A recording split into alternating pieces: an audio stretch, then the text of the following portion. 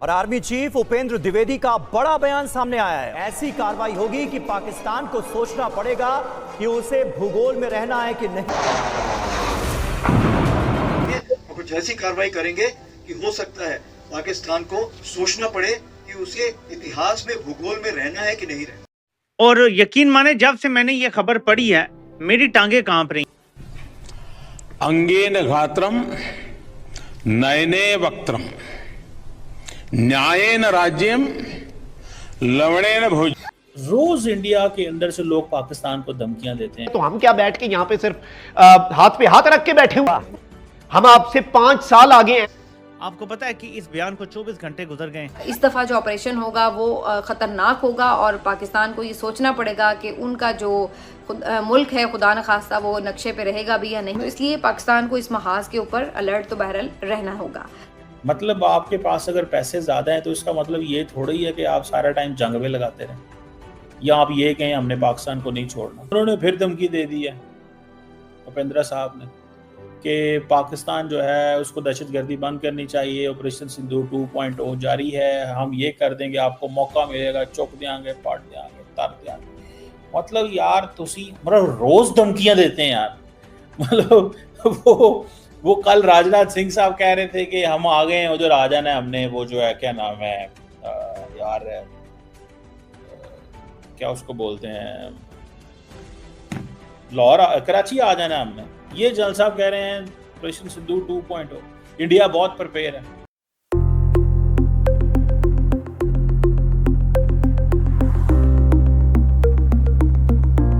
में कुछ अर्से पहले जो है एक तरह से अटैक्स चले थे, भारत ने पाकिस्तान के अंदर अटैक किया और उसके बाद पलटकर पाकिस्तान ने भारत के अंदर भी अटैक किया और इस तरह से दोनों कंट्रीज के बीच में टेंशन और मजीद बढ़ गई। तो पहले ही दोनों कंट्रीज के बीच में कोई खास दोस्ती यारी या कह लीजिए अच्छे टर्म्स नहीं है, लेकिन बहरहाल इन अटैक्स के बाद टेंशन जो है या स्ट्रेस जो है या दोनों कंट्रीज के बीच की जो रिलेशंस हैं वो मजीद खराब हो गई। ना सिर्फ ये कि दोनों ने अपनी अपनी कंट्री से जो हाई कमीशन है वहां से लोगों को कम कर दिया, बल्कि साथ ही साथ तमाम तरफ से जो है वो सोशल मीडिया, इसके अलावा electronic media, main stream media, YouTube channels और कई दूसरे जो जहां से कहीं कांटेक्ट किया जा सकता था या बातें की जाती थी या न्यूज देखी जाती थी वो तमाम के तमाम ब्लॉक कर दिए गए।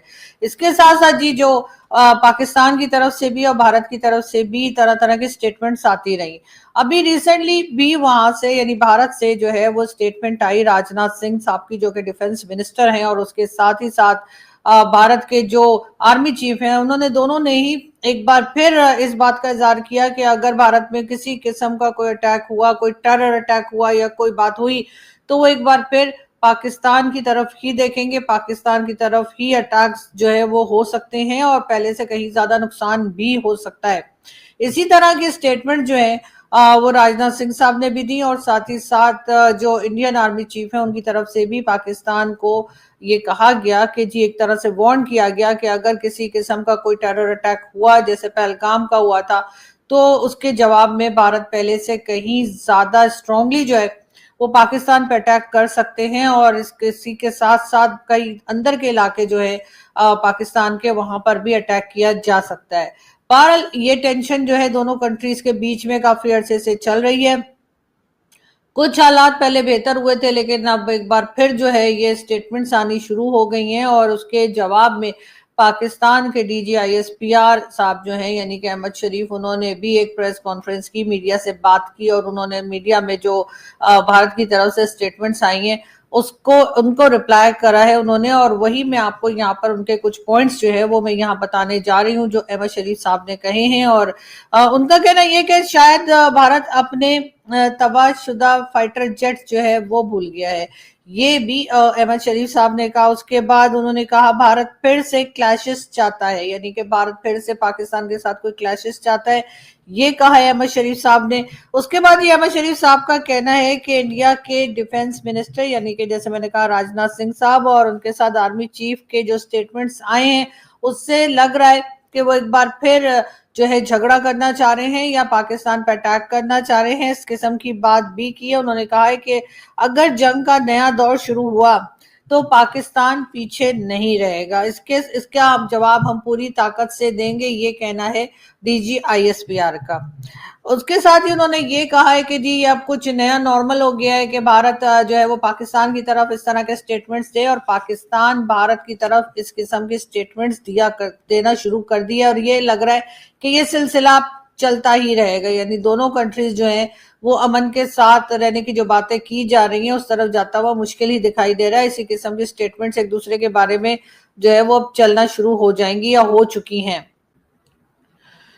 डीजी ISPR का ये भी कहना था कि इस बार हम भारतीय सरजमीन के दूर दराज तरीन इलाकों को निशाना बनाएंगे।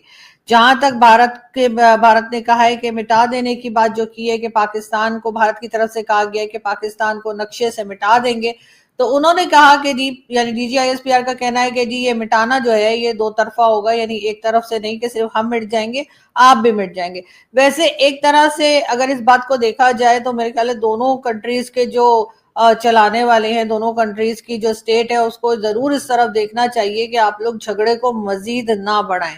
अगर आप झगड़े को बढ़ाएंगे और इस किस्म के अटैक्स फिर से शुरू हुए तो यकीनन नुकसान दोनों तरफ ही होगा, जो कि नहीं होना चाहिए।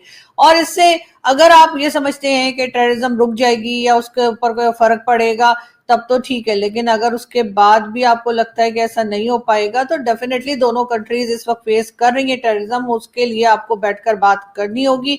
और जाहिर है कि पाकिस्तान की रिस्पॉन्सिबिलिटी ज्यादा बनती है, जैसे मैं हमेशा ही कहती हूँ कि पाकिस्तान की तरफ रिस्पॉन्सिबिलिटी ज्यादा बनती है, क्योंकि हमेशा से भारत हमसे ये शिकायत करता आया है कि उनकी जो टेररिज्म हो रही है उसमें कहीं ना कहीं पाकिस्तान से लोग जो हैं वो वहां पर जाते हैं या वहां पे टेररिज्म कर रहे हैं।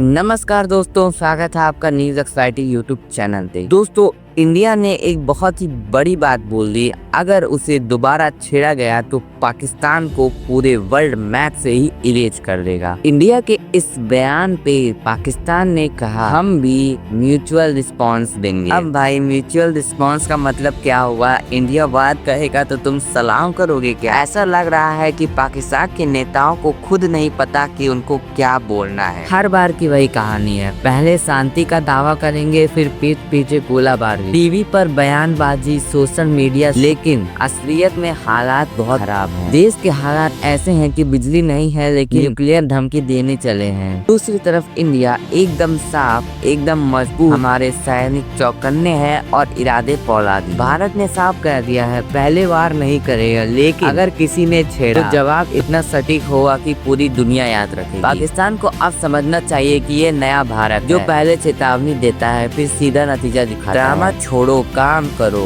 वरना ये म्यूचुअल रिस्पांस वाली लाइन भी इतिहास बना देगी। आपको क्या लगता है कि पाकिस्तान क्या करेगा? हमें कमेंट में जरूर बताएं।